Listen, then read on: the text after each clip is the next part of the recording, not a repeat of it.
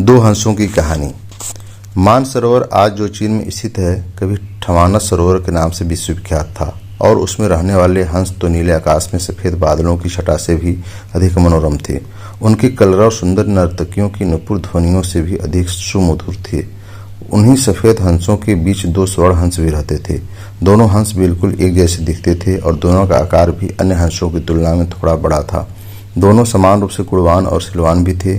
फर्क था तो बस इतना कि उनमें एक राजा था और दूसरा उसका वफादार सेनापति। राजा का नाम धृतराष्ट्र था और सेनापति का नाम सुमुख। दोनों हंसों की चर्चा देवों, नागों, यक्षों और विद्याधर ललनाओं के बीच अक्सर हुआ करती थी। कालांतर में मनुष्य योनि के लोगों को भी उनके गुण सौंदर्य का ज्ञान होने लगा। वाराणसी नरेश ने जब उनके विषय में सुना तो उसके मन में उन हंसों को पाने की प्रबल इच्छा जागृत हुई। तत्काल उसने अपने राज्य में मानस सदृश एक मनोरम सरोवर का निर्माण करवाया, जिसमें हर प्रकार के आकर्षक जलीय पौधे और विभिन्न प्रकार के कमल जैसे पद्म, उत्पल, कुमुद, पुंडरीक, सौगंधिक, तमरस और कहलर विकसित करवाए। मत्स्य और जलीय पक्षियों की सुंदर प्रजातियां भी वहां बसाई गईं।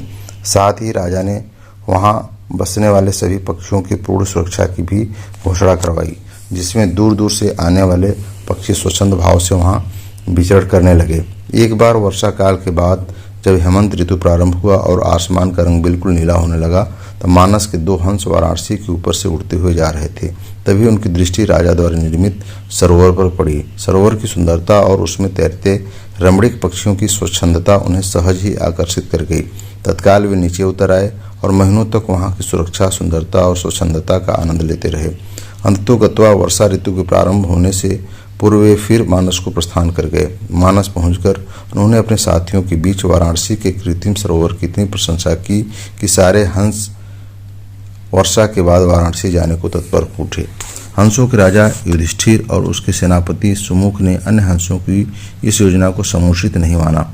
युधिष्ठिर ने उनके प्रस्ताव का अनुमोदन न करते हुए यह कहा कि पक्षी और जानवरों की एक प्रवृत्ति होती है, वे अपनी संवेदनाओं को अपनी चीखों से प्रकट करते हैं, किंतु जंतु जो कहलाता है मानव बड़ी चतुराई से करता है।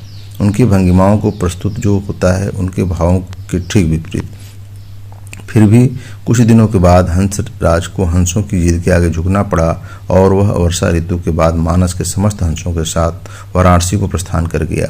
जब मानस के हंसों का आगमन वाराणसी के सरोवर में हुआ और राजा को इसकी सूचना मिली तो उसने अपने एक निषाद को उन दो विशिष्ट हंसों को पकड़ने के लिए नियुक्त किया।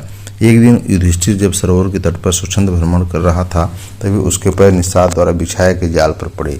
अपने पकड़े जाने की चिंता छोड़ उसने अपने तीव्र चीखों से अपने साथी हंसों को तत्काल वहां से प्रस्थान करने को कहा, जिससे मानस के सारे हंस वहां से क्षण मात्र में अंतर्धान हो गए।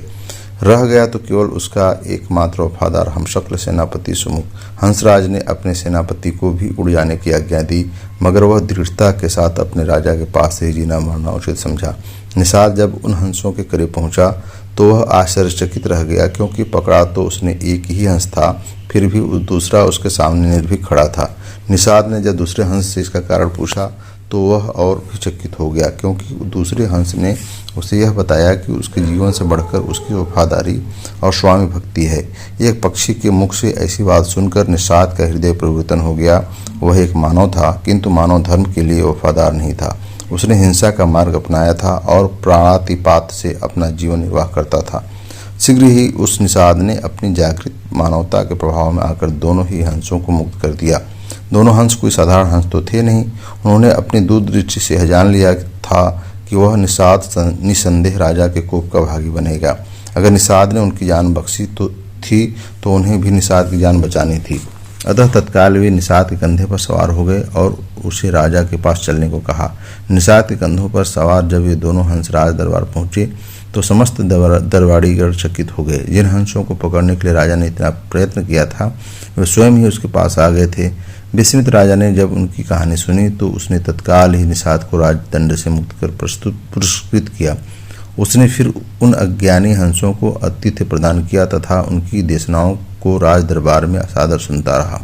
इस प्रकार कुछ दिनों तक राजा का आतिथ्य स्वीकार कर दोनों ही हंस पुनः मानस को। दोस्तों, ये कहानी आपको कैसी लगी आप कमेंट करके अवश्य बताएं। मुझे उम्मीद है कि ये कहानी आपको अच्छी लगी होगी। अगर अच्छी लगी तो अवश्य लाइक और शेयर करें। मैं ऐसी ही कहानियाँ लाता रहूँगा, इसलिए SP हिंदी स्टोरीज को सब्सक्राइब अवश्य करें और अपने दोस्तों को भी सब्सक्राइब करने के लिए कहें। धन्यवाद, थैंक यू, सादर आभार।